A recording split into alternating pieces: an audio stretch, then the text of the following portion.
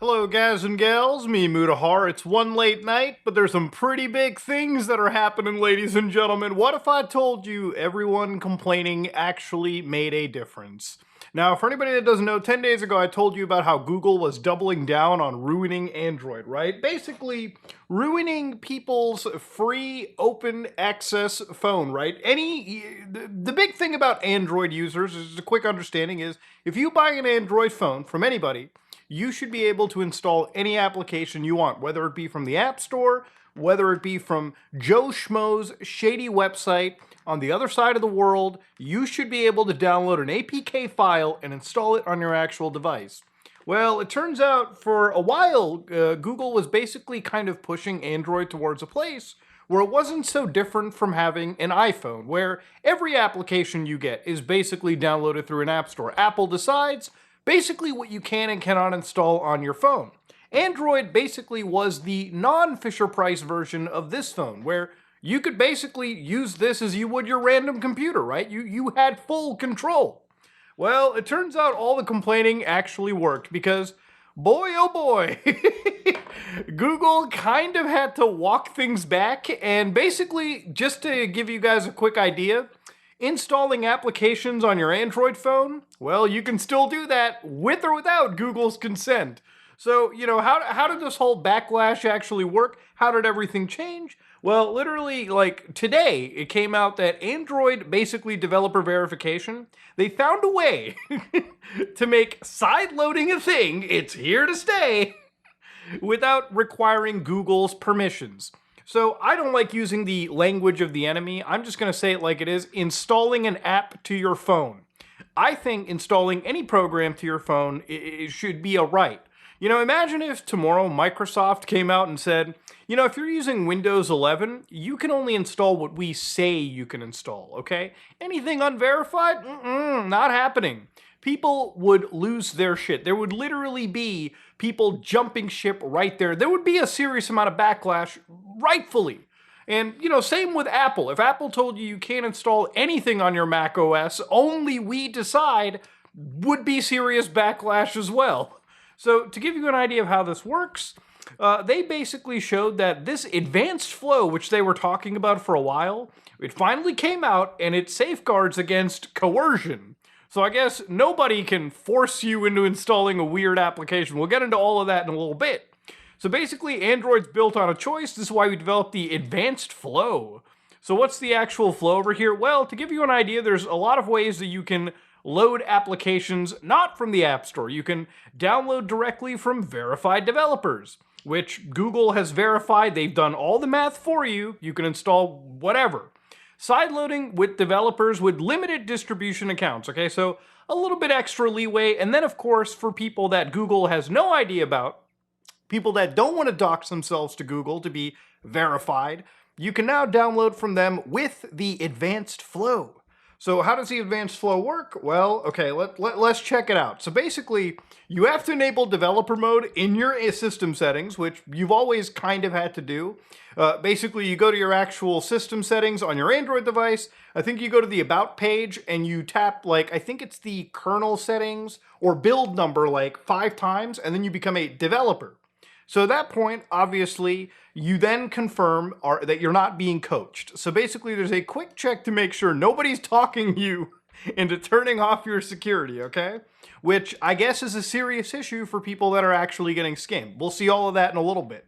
Then you restart your phone and re-authenticate. So this cuts off any remote access or active phone calls a scammer might be using to watch what you're doing. So this is not like you're connecting to Google and getting full developer rights to your phone. It's just you cut off whatever communication you have. So the scammer that called you, they now don't know what's happening. So it's actually a good change. So then you come back after a protective waiting period. So there's a one-time, one-day wait, so full 24 hours, and then you confirm that this is really you who's making the change with your biometric authentication. So basically, scammers that tell you, please, sir, please turn off your authentication and then install the APK. That's not going to work anymore because a scammer now has to wait 24 hours. And I imagine Google's not dumb enough to make sure this is a system where you can go into the system date and time and modify it. This is probably attached to the kernel time on the actual system itself. So you will legitimately have to wait a 24-hour period. It's kind of like how PlayStations and Xboxes unlock digital games, right? You can pre-order a game and it'll give you a little timer, but you can't set the time forward. It actually works off of an internal clock that cannot be modified. And if it is modified, it needs to re-authenticate and resync with servers online, which basically negates the entire idea of circumventing it. Then, of course, you can then finally, after all of it is done, you can install applications. And basically, after one 24-hour period, you can make sure that you can install this indefinitely or just 7 days, like the movie The Ring, you know? When you watch the tape, you get a call and it's like, 7 days is all you have to install APKs. Which honestly, I'll give it right now, I don't think this is the bad part of it, okay? I honestly think all of this that you're seeing right now, it's probably the best of a kind of a shitty situation. Now, first off, I wanted to say I don't agree with any of this, simply because I don't think that any company or any organization should put extra blocks or friction onto me literally installing any application. But thankfully, if you're somebody that knows your Android, and I do, you can install any application, APK, through things like ADB. Just plug your phone into your actual device, run a few commands, install it that way, or literally just wait the 24-hour period. You only really basically have to do it fucking once. And I think it's fair for them to do this, because what this does is it still negates the requirement to connect to Google servers anyways. You don't need to do that. You basically are just able to do this completely offline. Now, I'm sure even the 24-hour period, some people will probably find ways to mod that out, or you could probably disable it if you actually know what you're doing as a power user. So here's why I think this is good. Again, I think it saves a lot of elderly people or people that are prone to getting scammed. And for anybody that doesn't know, how does one of these scams work? So, for instance, this is something known as the SBI reward. So some douchebag will message you over WhatsApp pretending to be, like, say, the State Bank of India. Now here they'll send you a message that says, "Dear value customer, your bank reward points," so something around the tune of like 10,000 rupees, "will expire today.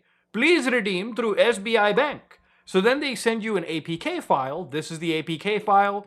You download it, totally legitimate, totally spelling rewards with the Z. Now, somebody will download this, install this APK, and then it'll actually lead to a pretty legitimate login page. So somebody, probably an elderly citizen, will enter their full name, account number, yada, yada, yada, hit that big old submit button. And this is a phishing, page. It looks as legitimate as it's gonna be. You can make a phishing page within seconds. Unfortunately, when the old person puts their information in here, they don't necessarily log in. And even if they do, the information that they've entered then gets sent off to somebody else who created this, APK to begin with. And by the time that information is already out, somebody is taking that, information and using it to siphon money out of people's accounts. It's a very serious issue. And it's one that I don't want to undersell. This is unfortunately a problem that happens, especially with people that are not technically illiterate or technically literate whatsoever. You will have some scammer who guides you through this. I'm not saying that Google is purely doing this, out of altruism. I'm sure that for them, locking down the system is ultimately still a net boon and benefit, right? Having more people give them identifications to be verified developers is definitely beneficial for Google. But I get it. I understand. When you have an open platform, especially with popular Android devices, you gotta find a way to give some security, but not ultimately turn your entire, platform into a dogshit Google-owned ecosystem. And I'm sure for people who are working on things like Graphene OS, this probably is gonna get forked out to begin with too. When you compare things like installing applications of your own accord to something like an iPhone, you do have to go through a pretty lengthy step as well. So, for instance, this is a emulator called ZeneOS, which is used to emulate Xbox 360 games on an iPhone. I'm actually doing this right now because apparently you can run Grand Theft Auto 5 somewhat well, actually, on an iPhone, which I think is huge. Now, obviously, with Apple products, installing things with emulation is kind of a fucking headache because Apple has some issues with things like JIT. But long story short, you have to actually download this IPA file, which is the installer package file for iOS. But you have to also install things like SideStore. And then you have to get started here where, you have to have an Apple account. And again, you need to have an Apple account because you need to be, communicating with Apple servers to be allowing you to install outside the App Store scope, which is terrible. This is, again, you being corralled in. So ultimately, in the end, Google's method is still quite good. And that's obviously one of the big shout outs that I really wanted to do at the end of the day. I think ultimately what Google has done, even if it somewhat comes across as the digital equivalent of the Brady Handgun Prevention Act, which for anybody that doesn't know, in America, basically this bill was introduced and this mandates a 7-day waiting period. Now that waiting period is not a thing. It hasn't been a thing since the late 90s, but you can still have a purchase that is delayed by up to like 3 business days. Now, I think it's insane that to an extent, some parallel could be applied between firearms ownership and installing a third-party application to your device. But at the end of the day, I get it, okay? There's scammers all day, every day when it comes to your cell phone, right? It's probably the biggest vector of being attacked these days. People sending you shady, APK files. I mean, literally, a couple of months ago, we were talking about how the Department of Immigrations and Customs Enforcement, ICE in the United States, was purchasing zero-click malware that they could send to your device, and without you even thinking of interacting with you, without you even wanting to interact, could actually infect your devices. So the stat that Google likes to go for is this global anti-scam alliance, where they said, like, in the past 12 months, 57% of adults worldwide experienced a scam and 23% lost money. Shopping scams affected 54% of victims, while investment scams and unexpected money scams each impacted 48%. Scam encounters were most frequent in South America, Africa, and Oceania, where up to 1 in 4 adults lost money in the last year. So that's a pretty huge statistic. I'm not here to, discount that this didn't happen, simply because, I like to think that people who watch this channel are probably more technically proficient. If you've been watching me for years, I've shown you how to call out scams, probably since year 1 of my channel coming out. And the thing about all of this is that, if you're like an adult, if you're somebody that just doesn't understand tech, you may not understand what it is to install an APK or click on a link or accidentally expose a credential, right? Maybe you don't know. And in this case, yeah, it seems like obviously this was a big enough issue that Google had to clench some balls. But to me, where I still don't agree with this is, obviously, look, this is probably an issue on things like Windows and Mac OS, where people install, shady applications too. Except on those platforms, I don't see Microsoft or Apple, respectively, shutting down the system with this 24-hour cooling off period. Now, again, I'm sure that for the people that know what they're doing using the Android debug bridge, you could probably bypass the 24 hours, or again, just install the APK directly through one command line terminal. But going further into this, right, like if you look at just the amount of insane malware, according to Google, using their AI, they prevented about 1.75 million apps that were violating their policies from even being published. There were 80,000 bad developer accounts. Now, imagine that, and again, I don't have a developer account at Google Android, so correct me if I'm wrong here, but I would imagine that these people might also have to go through current verification anyways. Point of the story here, moral of the story, is that there's a lot of nasty things out there. And while I don't agree with Google jumping in and clamping down on the system and its openness, at least, with the amount of backlash they faced, they implemented a way that still allows us to install applications off, their servers and their control and ultimately their consent. Now, one important thing about this, because a lot of this goes through developer mode, one has to question how banking applications are going to function. There are, unfortunately, cases where if you have developer mode enabled, some banking applications just don't work. Some applications refuse to function. So ultimately, in the end, I think if you're going to be enabling this, there's going to be key things you do on your phone that you probably won't be able to do, unless, of course, you start disabling developer mode, which I don't know if that interferes with an unknown application in the future. But look, for a shitty situation, it's crazy that I have to say over and over again that it could have been a lot fucking worse. And even though I don't love this, it's better than relying on Google to completely allow you to install or not install any application. You get what I mean?